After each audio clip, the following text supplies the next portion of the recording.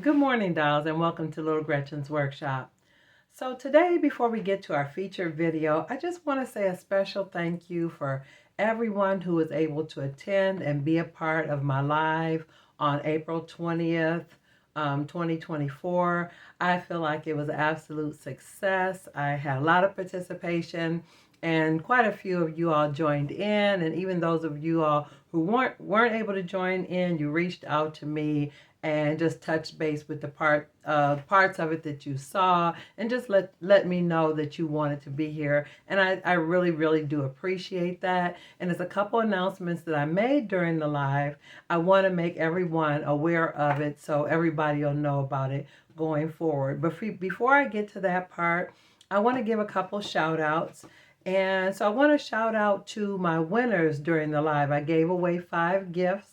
And I want to give a shout out to Teresa Rogers, who was the winner of gift number 1, Cassandra Walker, who was the winner of gift number 2, Lorraine Dante, who was the winner of, she was the winner of gift number 4. But then Lisa Sue 2 was the winner of gift number 3, and Tammy Pryor was the winner of gift number 5.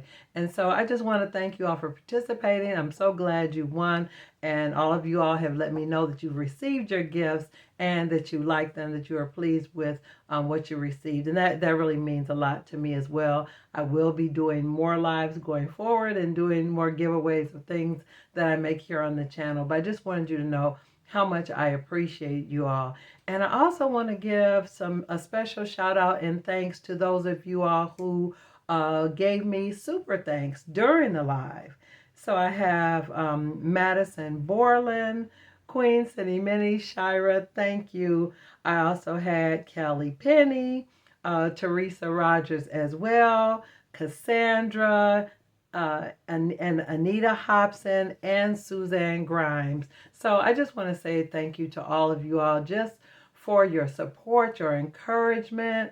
Those of you all who have even reached out to me on my Buy Me a Coffee account and donated Buy Me a Coffee. Everything that you all have done just to make this channel what it is, to help me with supplies and to help support my art and help me to create. You all have been just amazing. I mean, more than I ever could have imagined when I first started this channel, and it all means so much to me. So now I just want to announce to you all before we get to the featured video that Little Gretchen's Workshop has a merchant shelf now.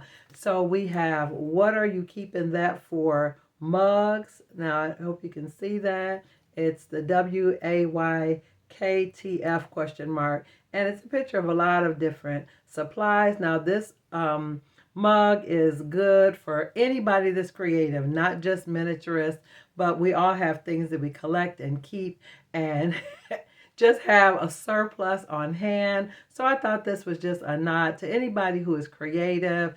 And not only do we have a mug, but I'm also wearing, What Are You Keeping That For? T-shirt. Let me see. I'm trying to make it so you guys can see the print. Okay, I'm just kind of stand there, and that's the design, and then there's lettering at the bottom. I'm trying to keep this, what you say, rated G here, but but that's the T-shirt, and now I'm wearing what they call a 2X, so it's like 22 inches across the front, so all the way around is a 2X is 44 inches. So that if that helps you, give you a idea of what size you might need. But it's nice and long. It comes really, comes like down like to my hips. So it's, it's a good length. It's not like what I call a baby tee. But I just wanted to let you all know that those were on the merchant shelf. Let me scoot back and you can see it. You can see the whole thing there and the design. I should have taken it. I should have left it off rather than try to model it. But I just really wanted to wear it on the live today, on the video today, so you dolls could see it. But I'm really excited about announcing that. I've been working on that a while, and people who were on the live knew about it. So I wanted everybody to know that the t-shirts and the mugs have men's and women's sizes, and I'm trying to work on having a couple different colors, but right now the gray is what's available. So I just wanted you all to know that. So let me stop chattering and go ahead and get to the feature video of making the little baskets with the bags with burlap. And I appreciate you dolls for being here. So let's go ahead and get to the feature video. So dolls, today I just wanted to share with you how I made a couple bags. Now this is actually a little fishing bag or fishing box, and I actually made it for Sadi, but I wanted to make another one really quick just to let you dolls know how I created it. Now I started off with some actual roof shingles.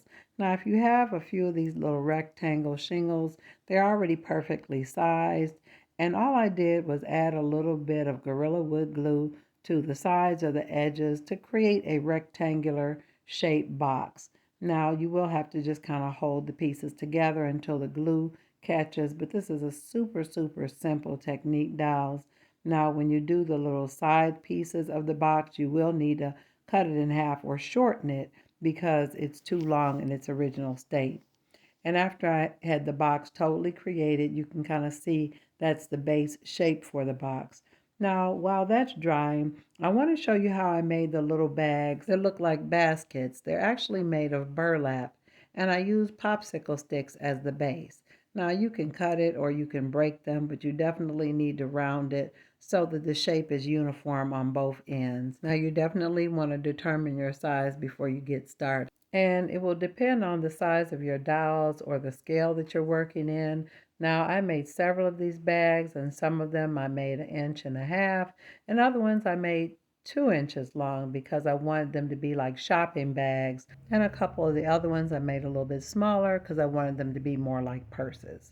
Go ahead and experiment and try a lot of different types of looks, but I do recommend making several of these to give yourself an opportunity to try out a variety of different finishes. Now this is definitely a project where there is no wrong way to do this. Now you see here I added glue around the perimeter of the popsicle stick and just began to press the burlap piece of ribbon around it. Now I'm using ribbon, burlap ribbon with the wire, which kind of helps it maintain the shape, but even if you had burlap that doesn't have wire in it, it still works really well. Now, the first time you do this, it may be a little bit awkward, but that's why I recommend you doing it more than one time because you'll get better each time with your shaping and lining up the fabric. So take your time and give yourself a chance. Now, you want to continue to press the perimeter and make sure everything stays lined up around the popsicle stick. And you also want to make sure you smooth the seam. Now that the shingle box is dry, I added glue to the outside of the entire perimeter and then began to cover it with a strip of the burlap. Now this is in order to give it the look that the whole thing is burlap or that it's some type of basket. Now you can shape it without having the box on the inside as your frame, but this is just my technique, dolls. If you have something that you want to saturate with the glue and shape without the box on the inside, you definitely can do that, which would be similar to the technique of making hats. Now I did use tiny clothespins to kind of hold the sides down while it dried, and I made sure that the corners lined up nice and neat because again I want this to look like a square basket. So I ended up putting tiny clothespins around the entire box to hold it in place while it dried. Now, while the box with the clothespins on it was drying, I went on to create a top. Now, my original fish box, I just left it just plain. I just made it with a single shingle. But with this one, I want to add tiny strips of coffee stir sticks just to give it a little variation so that the two boxes aren't identical. Very seldom do I make something exactly the same way twice. I always change it a little bit. Now you can see what I did for this shingle. I put the tiny coffee stir sticks all the way across, and I'm going to allow them to dry, and when they're completely dry and flat, I can trim off the excess. Now it would be a best practice to weight down that little lid while the coffee stir sticks dry so they'll be flat, but I just clamped mine down with more clothespins. And when it was just about dry, I trimmed off the excess. Now, don't use your regular scissors. I'm using electrical scissors, which are pretty strong. Now, I did go on to make several more of the baskets, And when the little box was dry, now there's my little lid. It fits really nice and neatly across the top of my little burlap box. And there's so many different things you can do with this, but I went on to stain the little lid because I wanted it to look a little aged and worn. And then I started to work on my concept for the straps. Now, dolls, I really didn't have any strips that were thin enough to put on this where it would look in scale, but I did have some really thin pieces of leather. And so I cut them into strips to create my first bag. So I did the same thing for the second bag. And I just added a little bit of the Gorilla Wood glue into the areas that I wanted the straps to lay to give the illusion that they were fastened onto the basket.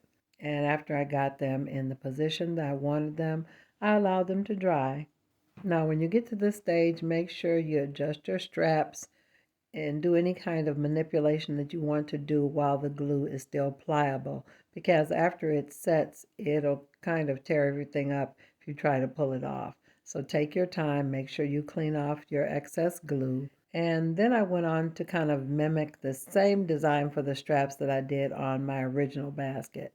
Now this is the little leather I had, and I just cut really thin strips along the edge to make my straps.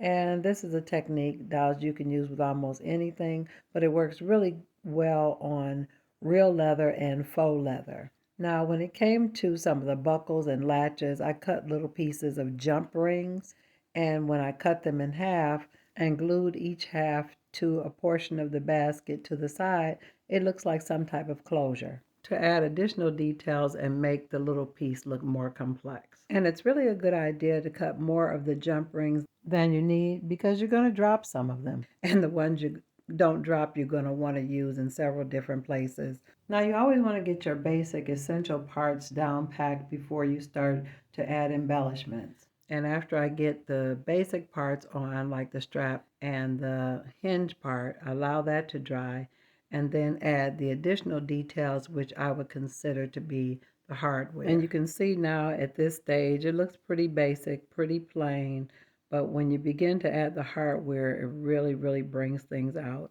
Now, there are things out there you can purchase, but I didn't, dolls. My jump rings and some little gold nail art studs are what I use for this project. So take your time and really have fun with this, because to me, the more grommets and buckles and straps and gold nail art studs I added, the better the piece looked to me. Now, I did take a couple of those jump rings that I cut in half and add them to the back of the bag, again to make it look like some latches or buckles on the back of the strap. Dolls, I definitely want you to keep in mind that this is edited video. It took me several days to do all these different little bags, so give yourself some grace and some patience and take your time when you're adding all your details, because it is a little bit tedious. Just take the necessary steps you need so that you create something that you're proud of. And when I was done, I was really tickled about the way the second one turned out. It was slightly different from the first one, but I thought they were really, really cute, even though they weren't exactly the same. So let me set this one aside and allow it to completely dry while I work on the other bags. Now, it's been a couple days since I worked on these bags, so they're all good and dry. Everything is solid. And I did go on to use some of those leather strips that I cut off of that thin piece of leather to make more straps.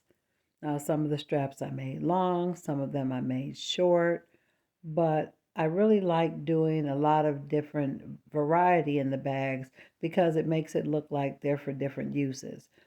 So for this particular one, I added a double layer of lace around the top because I actually wanted this to look more like a pretty shopping tote. It's not just for utility. It was something that I wanted to make kind of fancy or cute. Now, I did add glue to the top of this bag to make sure that the burlap didn't fray or come loose. And then I added a longer strap to this one because I wanted it to be more like a shoulder bag.